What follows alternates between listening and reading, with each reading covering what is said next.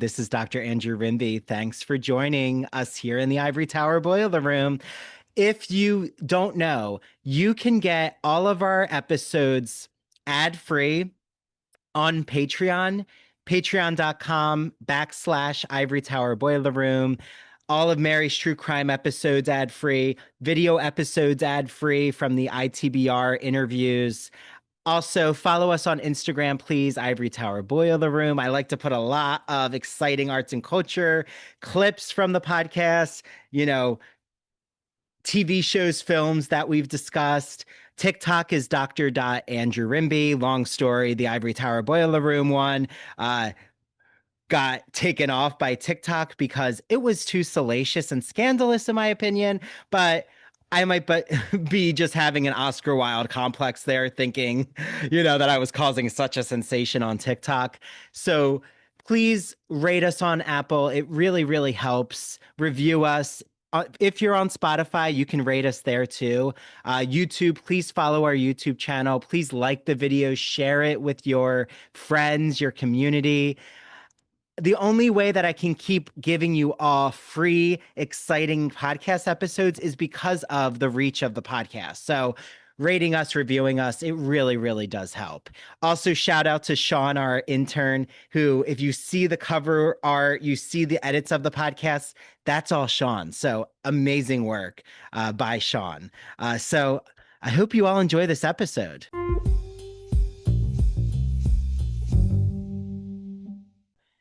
And we're back to Biased Justice, part 2, here with Mary, who, you all are going to hear her reading chapter 2, which I'm excited about. Thank you. Thank you. Chapter 2 is a very information dense chapter. And it is a lot of backstory, which, if you know from my true crime episodes, you know that the backstory is something that I find to be very important because it does explain a lot about how people see the world and, you know, gives you kind of an idea of how they make decisions based off Yeah. of those things. Yeah, like I definitely am into the salacious, juicy, sensational details of a story. But and I love all the like references to films and books. I think it's like great that Mhm. you are the voice of chapter 2, Mary, Oh, because you're thank right. you. That's what you do in true crime is you dig into those facts and you really lay out every spider web of the story. So yeah, here, everyone's gonna hear from Mary. So here's chapter 2. Okay. So we're back, and Mary had so many questions she wanted to ask Dimitri.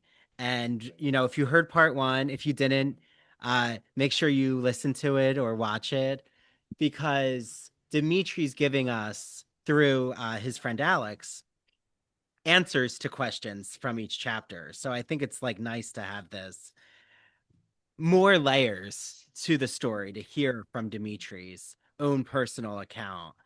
So, we're going to have you all listen to the question and then Mary's going to respond. So here we go. What surprised you the most about New York City culture when you first arrived to America? The day after arriving in New York City, I had to take a train to Brooklyn where I was hoping to find a place to rent. When I descended into the subway, I came upon a group of homeless people who were dressed in drags. Some of them had pieces of cardboard asking for spare change in order to get something to eat. I had never met a homeless person before. In the Soviet Union, we had a safety net that wouldn't allow a person to wind up on the street. But here I was in one of the wealthiest cities in the world, and there were homeless people all around me. And what surprised me the most was not just the homeless, but that the people who were about to board the train acted as if the homeless did not even exist, even though they were only a few feet away.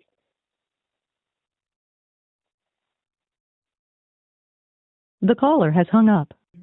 I mean, talk about a more like nuanced picture of our culture. Like the fact that like we can see issues right in front of our faces and just blatantly ignore them and be totally fine with it and move on with our day. Yeah. Well, yeah, he's saying this is the wealthiest city, and like being from the Soviet Union, which, has its history and things that are going on, but that they wouldn't have someone who's homeless, or someone wouldn't end up homeless because the government would chip in or support Exactly. them. It's like, oh, maybe the US's policies aren't as modern or up to date as they can Hmm. be. Yeah, Yeah. it's so And again, interesting. just the blatant ignoring of someone. Yeah, yeah. It's Yeah. become normalized that unhoused people have become invisible. People have made them invisible. Hmm. Yeah, which is really sad. It's Yeah. sad, and it's sad that our country isn't systemically doing anything to help. Agreed. America. Okay, here's the next question. Yeah, it's one of those. I can't say I'm surprised, but also,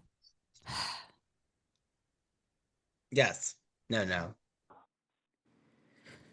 How did the loss of your dog Misha impact you emotionally, and why was it important to include that in your narrative? Thank you for having me on your show. I think most of us have experienced some dramatic event in life that we keep returning to. By that I mean some event that makes us wonder, what if it didn't occur? Would our lives turn out differently? So while in prison, with plenty of time for contemplation, I kept returning in my mind to this incident that seemed to have set into motion the sequence of events that ultimately led to my parents getting divorced and me immigrating to the United States. This incident was the death of my pequeños Misha. One day, when I was about 14, I came home from school, turned the key into the lock of a door, and to my surprise discovered that Misha wasn't waiting for me. I entered the kitchen where my mother was cooking dinner and asked her about the dog. She told me that Misha lost an eye in a fight with another dog, and she had asked the building superintendent to put him down. I was completely at a loss for words when my mother told me that. I would rather have my dog with a missing eye than not to have him at all. I included this little story in the narrative because it signified a turning point in my life that ultimately led to the breakdown of our entire family. The caller has hung up. that is Okay. so, that's interesting and also like extremely insightful in a way that because each of us are so nuanced and so obviously different, which sounds so cliche, but you could perceive that story in so many different ways as to Mm. how he took it and why it's important to him. So it's just always so interesting to hear from the person themselves saying this is why. And for me this was different than I guess what I anticipated Mhm. him to say. Yes. Yeah. Yeah. You really can hear his empathy shining through. Hmm. Yeah. Which is important, right? Especially with the Right. case that, we're being presented with Hmm. by the court of law and how they're trying to paint him out to be. So, Correct. yeah. Yeah. Yeah. And again, to see how that kind of, like he said, like that put his thoughts into coming into America into motion because that more so fractured his relationship with his mom, which Mm. again was something that didn't necessarily even cross my mind. And if it did, it Yeah. was like maybe for a split second because I was just more focused on how does this death affect him Mm. versus the circumstances around it. Yes, yes. Yeah, I feel like he continues to really impress me with, like, he's not centered on just his perspective, but he's centered on um how he interacts or how people around him interact with each other or Mm. how they're affected by what he's a part of. Um yeah. Okay. Here is our next question. Was it difficult to navigate the divorce between your parents? When my parents divorced, my father moved to Moscow. He was an art dealer who often traveled to different cities in search of underpriced works of art. Even when he was living with my mother and I saw him infrequently. But after my parents divorced, I got to see him only during the summer school break or when he traveled to Kiev. So now that he was living in Moscow, our relationship grew even more distant. Before my parents divorced, my mother was always interested in my affairs and how I did at school. A few months after the divorce, she slid into depression and started using sleeping pills. Sometimes she spent days alone in bed. She became emotionally withdrawn and not interested about what was happening around her. So my parents getting divorced impacted me as well. I began to feel alienated, not only from my father, but also from my mother. The caller has hung up. That's so sad because, like, you hear about a lot of children who are, children of divorce, and, you have some kids that come out and they're like, no, that was the best thing because, my parents could actually be happy and it was great to see them both be happy and they were able to give us more of the love and attention that they couldn't because, it was taken up by their fighting or, this, that, and the third. And then you have situations like this where, I feel like at this point we've tried to at least say in our society that the right thing to do to explain to a child of divorce that it's not their fault. Mm-hmm. But very much in this situation with the alienation on from both parents. And, obviously with the mother having depression, that's a completely different layer of things, Mm-hmm. where you can't put full blame on her. But, again, it still doesn't change the way he perceived this alienation. Mm-hmm. As a child, Mm-hmm. absolutely. Yeah, as a child, you children do not process things with an awareness that you have as you mature and, hopefully as an adult can process more mature things. I mean, Right. some adults in our society leave a lot of question marks for me, but Mm-hmm. um yeah, well, and also to have a substance issue with your mother Mm-hmm.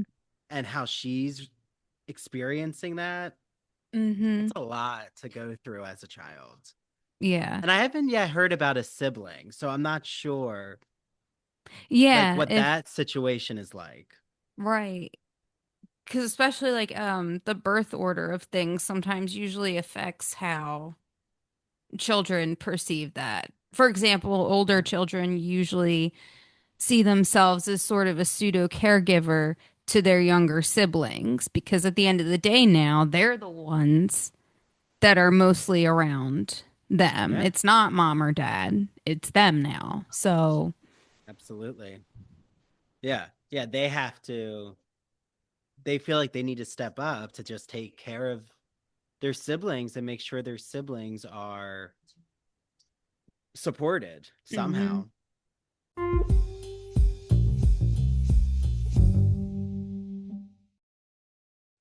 The spring season is here, which means there's a new issue of the Gay and Lesbian Review called Victorian Times, all about my favorite period of literature, the 19th century. And you'll see a rugged Walt Whitman on the cover and the dandy Oscar Wilde. Well, guess what? My first article is now published in the Gay and Lesbian Review called Once Upon a Time in Camden. It's the intro to my book, which looks into their queer literary relationship, but also Whitman and Wilde's homoerotic poetics, and specifically what Whitman does with male same-sex desire before the category of homosexuality even existed. Like, how did he even express this in his poetry? Well, you'll have to read my book to find out. Book coming soon. If you know of a publisher, let me know. I'm shopping around right now. But this Victorian issue is so special with the Gay and Lesbian Review. There's articles on Dr. Jekyll and Victor Frankenstein. I'm about to see The Bride, which I can't wait to see. And right, Guillermo del Toro's new Frankenstein is all the rage. There's an article on Monte Cristo's Women in Love, Tchaikovsky's Men. I love Tchaikovsky's ballet. I'm particularly an admirer of The Sleeping Beauty, one on Captain Cobb. There's film and TV shows reviewed like Heated Rivalry, Boots, Kiss of the Spider Woman, which, if you don't know, I had an episode with Jeremy Fox from the Gay and Lesbian Review, the managing editor, and Colin Carmen and Joseph Federico, and we talked all about Heated Rivalry. You have to listen to it. And Kiss of the Spider Woman, I keep recommending to everyone. It is an astounding film. Boots, I actually had the creator Greg Cope White on the podcast too. You'll have to listen to his interview. Also, if you haven't heard our episode on the kink issue of the magazine, it's really, really interesting. And the ethnography one. And yes, there will be an episode soon about the Victorian issue. So get your hands on the Gay and Lesbian Review. The digital subscription is really easy to get, glreview.org. The print subscription also, head on over to the website, click subscribe, use the promo code ITBRChoice. You get a free issue of the magazine. Choose the Victorian issue, will you? So head to their Instagram, their TikTok. I love the Gay and Lesbian Review. I get so many book recommendations, TV show, film recommendations. One of the films that I can't wait to watch is in this issue. I want to say it's pronounced Pillion or Pillion. I think I made it French there, with Alexander Skarsgård. So enjoy your reading, everyone. And if you're reading the Gay and Lesbian Review, please reach out to me. I want to let them know, that you all listening to this podcast are reading their magazine.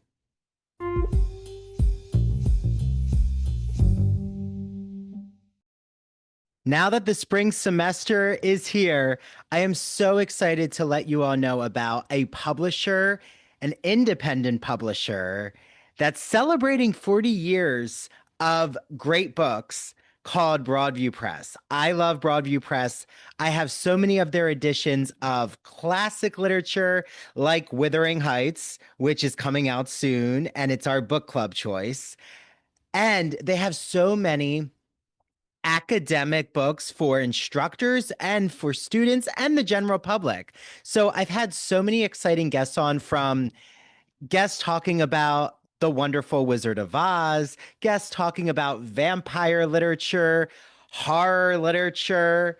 I'm looking at you, Jeffrey Andrew Weinstock, whose book actually just came out called Horror Theory. Look it up. And I cannot wait because I have two exciting guests coming on soon. And I've recorded their episode, so I know that it's going to be such an interesting conversation. The first is Rachel Tukolsky, who wrote a book called Writing on Fire, a fierce yet friendly guide to writing humanities essays in college. I've used excerpts of it for my Writing 2 course at Montclair. It has gone over so well. I just love what Rachel does, and we get into this in our episode about this metaphor about writing on fire, like how that's a great way to think about free-flowing, brainstorming, creative ideas, and getting into that flow state, which as Rachel explains, happens not just in writing, but in many other avenues. And then the other guest that I have on is David Starkey, who wrote a book called Academic Writing Now, A Brief Guide for Busy Students. It is designed to cover the basics of a college writing course in a concise, student-friendly format.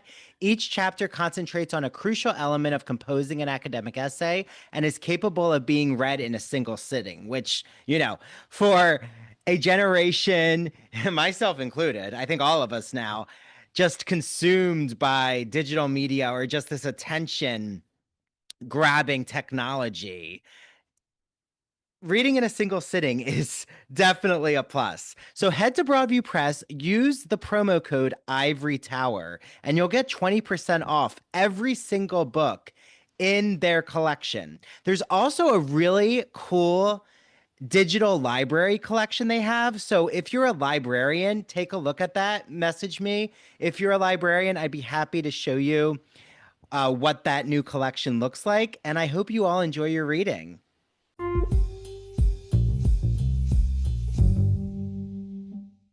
Yeah. Oh, okay. So here's the next question. Dimitri, I know that you took a trip to the Dominican Republic in search of a factory that would make cigars for your startup. Did anything unusual happen on that flight? When I was on the plane to the Dominican Republic, I learned from a passenger next to me that he too was traveling there in search of a cigar factory. Just like myself, he was a novice in the business, and his plan was to have someone make cigars for his cigar brand, Comandante. He even had the cigar bands with Comandante in bold letters. So while he and I were having a conversation, he pulled from his shirt pocket one of these bands and asked for my opinion about what I thought of the name and the design in the band. To me, the name Comandante brought to mind the image of Fidel Castro. And I thought to myself, he was more detractors than admirers. I also thought the name was too long. So I covered with my thumb the first 5 letters on the band. And instead of Comandante, now the band had already Dante. I saw by the smile on his face that he really liked Dante as a new name for his brand. So a year later, I was at a cigar convention in Las Vegas, and to my surprise, I ran into this man again. He was standing behind a display showcasing red-colored cigar boxes with the name Dante on them. He actually shook my hand and thanked me for the suggestion I made on that plane.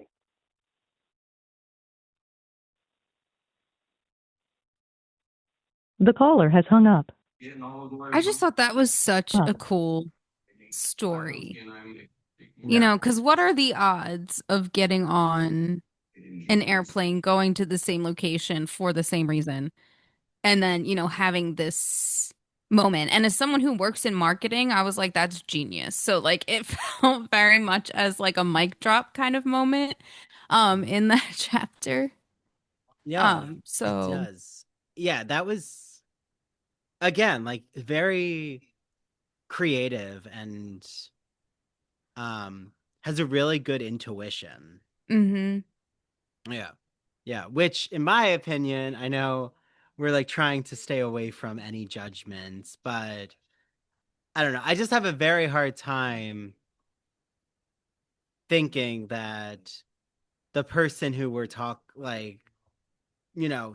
with, and the person whose story we've been reading and absorbing is someone who could be that vindictive. right. But I mean, I know that people can be very magnetic and manipulative, like accuse those who've been found guilty. But yeah, I'm not getting a sociopathic reading. Right. Exactly. Yeah. And just to not, I guess, play devil's advocate a little bit, on the flip side, just because someone is on paper a terrible human being, that also doesn't make them a killer. So, Yes, that's true. Just because, well, this is what Dimitri's showing us, that our legal system in America and in so many countries Mm-hmm. um, is flawed and also paints a picture. And I mean, especially with, I'm sure we'll get to this in later chapters with asking Dimitri this, but like the rehabilitation process that happens with Mm-hmm. um, those who were prisoners and when they get released, and how like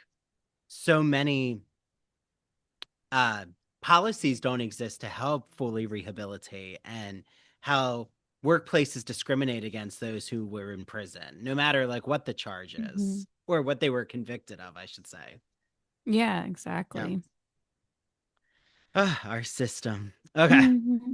Here's our next question. How did you process the grief over losing your mother? So during my last year at Cornell, about 3 weeks before the final exams were about to start, I received a call from my mother. Her voice sounded like she was being tortured. She said, "I can't handle this anymore. Come home. I need you to be with me." I didn't take this call seriously because she made similar calls before. I told her that I couldn't come home because the finals were about to start. This wasn't exactly true because, as I already mentioned, the finals were actually 3 weeks away. The next morning, I received a call from my mother's friend. She asked if I was planning to travel to Kiev. I told this woman that I wasn't planning on making this trip. And then she asked if I had someone in mind who was going to handle the funeral. Only then did I realize that my mother had committed suicide. So to answer your question, my grief for the loss of my mother is mixed with a feeling of guilt that I could have prevented it. Whenever I think about my mother, I have the lingering regret instead of a sense of closure.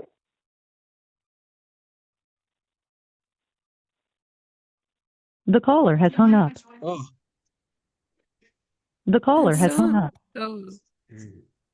so sad. Like it's already a jarring moment to find out when she passes and that she does commit suicide. But he does not mention in the book or in that chapter that she had reached out to him to come home. Um, but also again, like that's a horrible situation to be in because it's not like, excuse me, it's not like he's, a car ride away.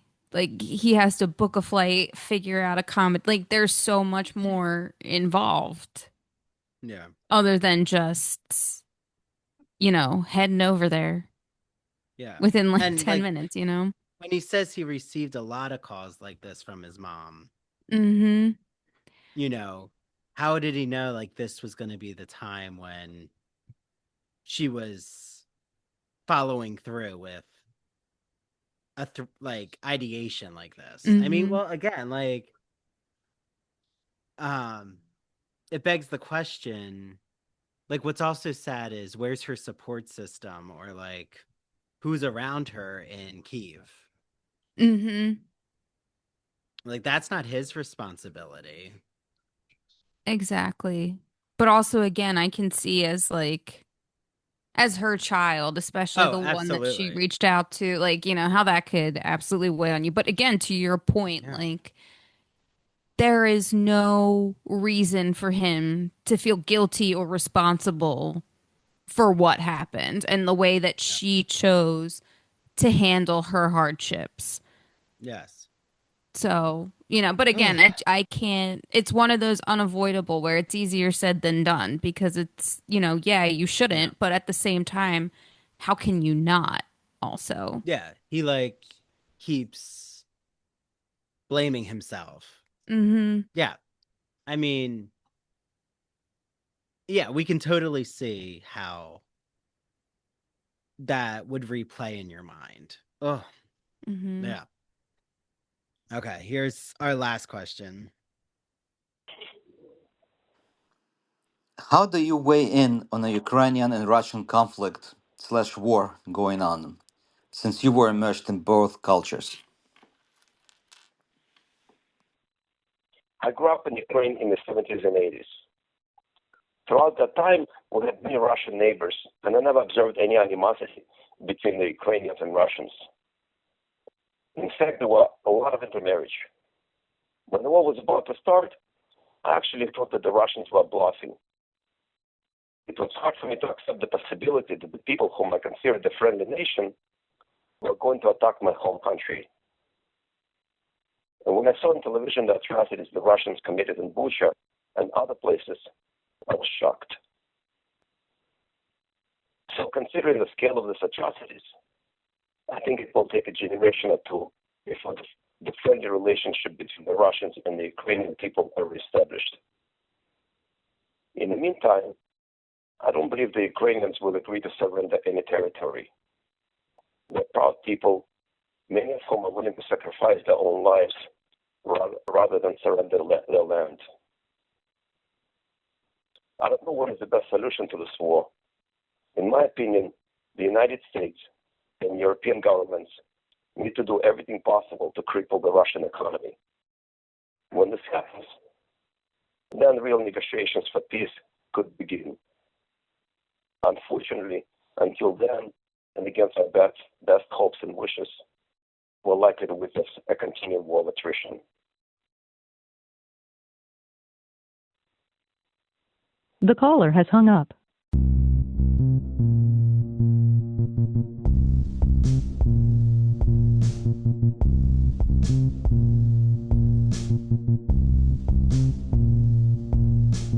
Welcome to Severed, a podcast week dropping new episodes every Monday. Severed True Crime and Severed Paranormal episodes deep dive into murder, mysteries, and the otherworldly in a concise format. A 7-minute story to frame the case with thoughtful analysis and our usual banter. We sometimes find the lighter side of darker cases.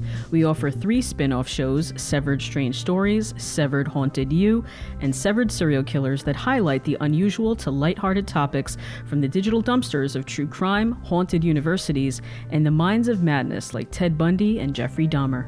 We are your co-hosts. I'm Harry Chambers. And I'm Drew Hudson. Listen on all major podcast platforms, including Rogue Media Network and Radio Garden State. Follow us on Instagram at severed_podcast.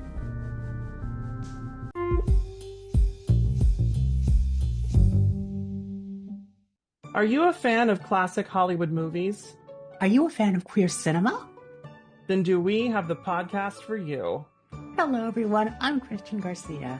And I'm Luke Delmar. And we are your hosts of That Old Gay Classic Cinema, where we take a look at some of the greatest films of all time and analyze them through a queer theoretical lens. Let's be honest. LGBTQIA+ people have been a part of Hollywood since its inception, and this podcast celebrates those artists and entertainers of yesteryear while also taking a closer look at the queer-coded characters and stories in classic Hollywood films long before queer representation entered the mainstream. So follow us down the road of classic cinema as we give you a guide to some of the films that touched our hearts, brains, and even gave us courage to be ourselves. You can listen to That Old Gay Classic Cinema wherever you get your podcasts, and be sure to follow us on Instagram, YouTube, and TikTok. All right, listeners, we're ready for our close-up.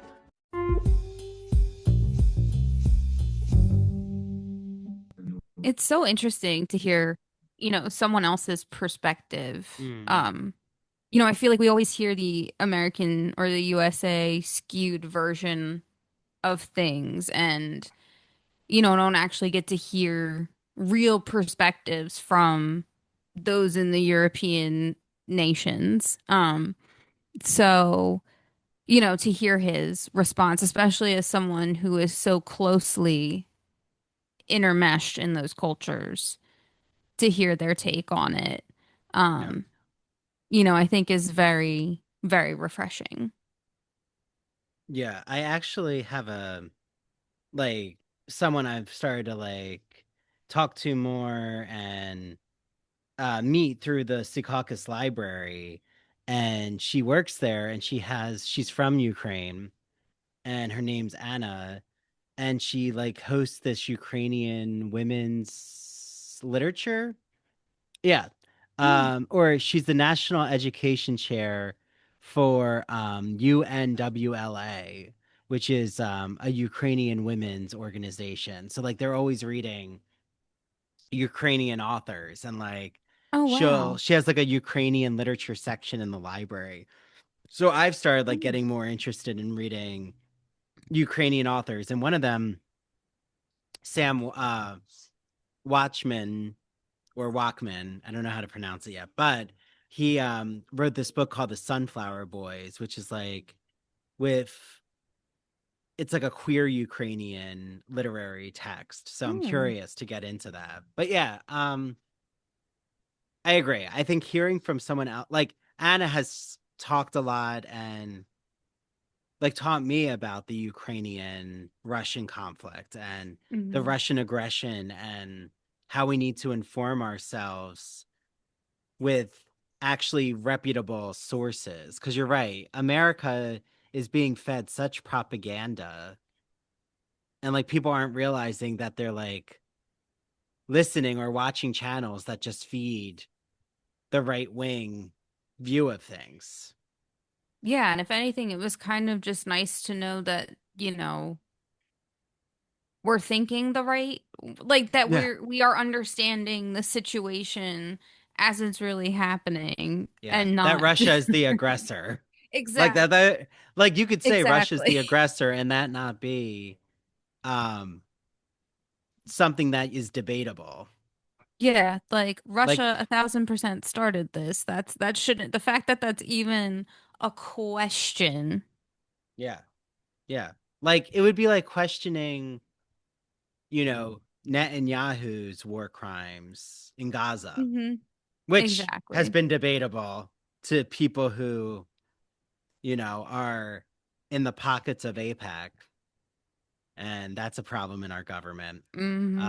Or people who've like lost jobs because they spoke out about Palestinian rights, like Melissa Barrera and even Susan Sarandon, but she has like enough Right. of a She's name and like safety net. But yeah, it's so important to hear from the people who are involved in these conflicts, like who know hmm. people in these conflicts, not just someone who has an opinion that, you know,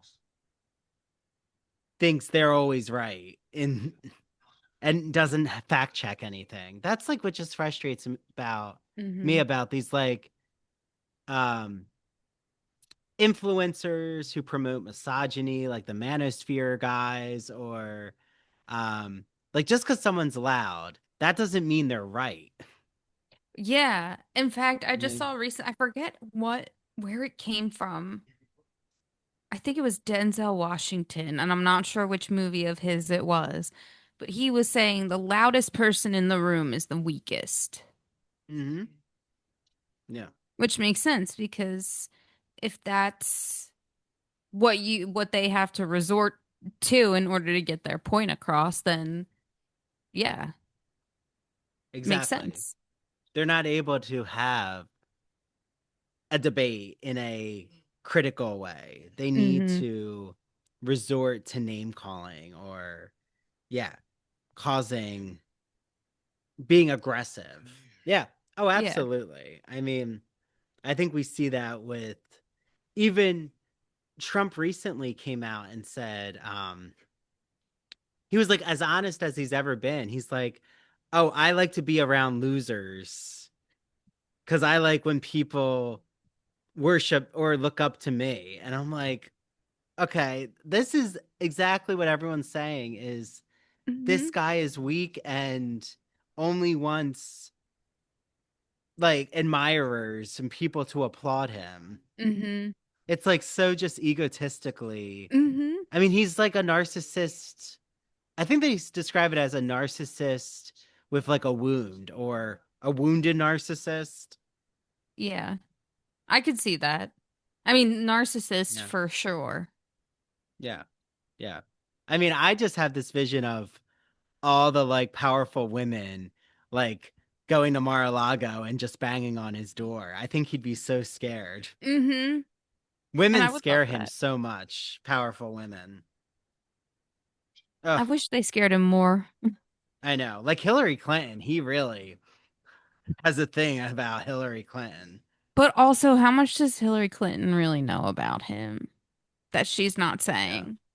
that's You true. know, I don't want to act like, it's only him in the Epstein files, but her husband's in there too. So, you Yeah. know, I don't You're think she saying doesn't she, not know things. Or at yeah, least maybe she doesn't know in an official capacity, but I'm sure she has yeah. her inklings Oh as yeah, to she what probably he has was so much involved in. she probably um, you know, is biting her tongue so much. She could just like expose so many of these powerful men, Hmm. which I would live for. I think she deserves to have a redemption arc that she's like never been the one who's the problem. It's her husband. Yeah, unfortunately though, and this is just my personal opinion, I don't Yeah. think she's gonna rat on anyone until he's dead. Mm. Yeah. Because I'm sure, and everyone, I mean, it's not that this isn't a hot take, the fact that he's been involved in some extremely shady things, so it wouldn't be surprised that if any of those type of horrific crimes that he's committed come out. However, though, I just don't think she's going to put herself in a position where she can say that other people did it without automatically incriminating him. True. So therefore, True. I don't know that she would say anything until he's in the clear. Mm. Yeah. And I don't see that happening in Yeah. his lifetime. Yeah. I mean, I'm just curious, like, who's the person who knows everything, who's like not complicit, but knows everything that happened? Mm-hmm. Well, I know who. Uh, the survivors, Mm-hmm. who Exactly. we The should ones who've been all speaking up and saying, "Hi, this has been listen to. happening."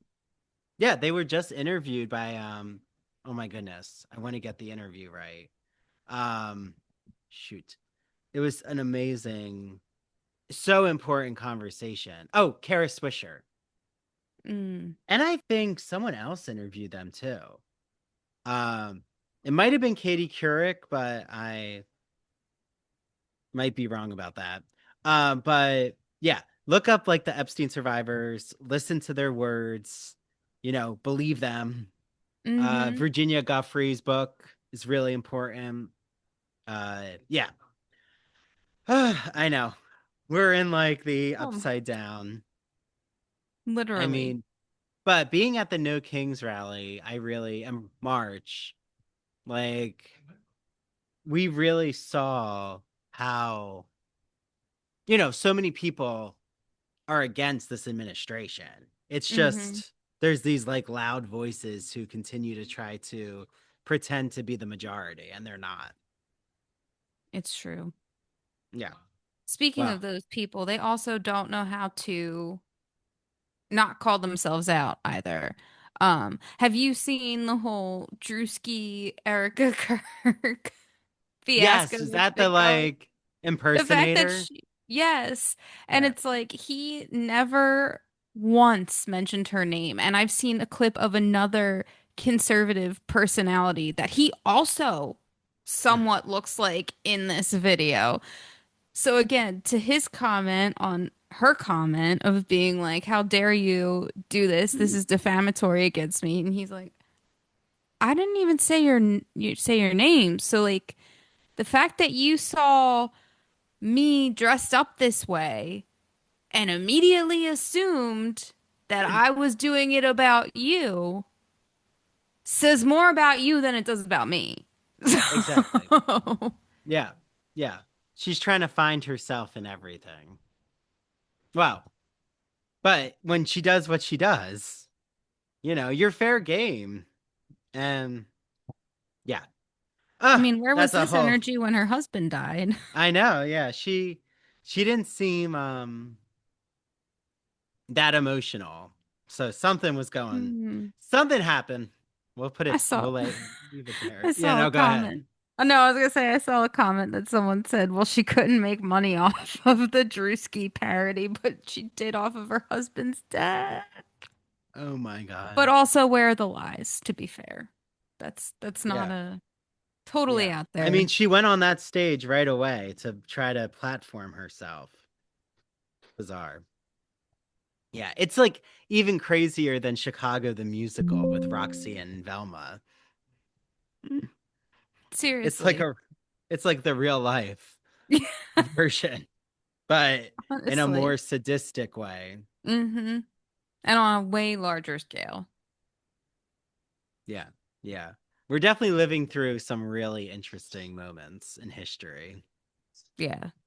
Moments that I hope eventually we have peace and calm in the country. Like where we're able to just like relax.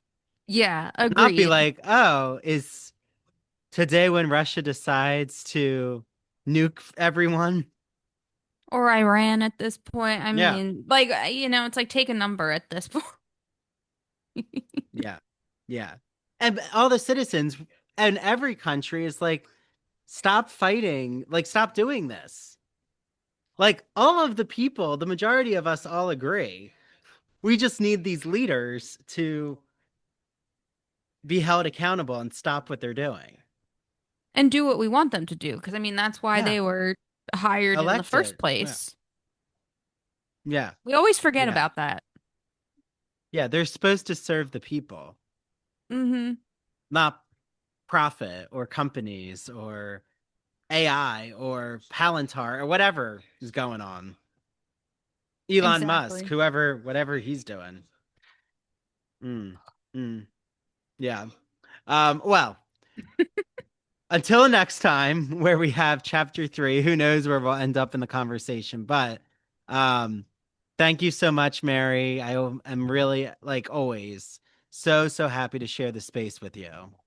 Same as always. Thank you. Thank you for always, allowing me in the ivory tower boiler room, but also working on this project is definitely something different and special. So I'm really excited to be a part of it. Oh, thanks, Mary. Okay, bye, everyone. Bye.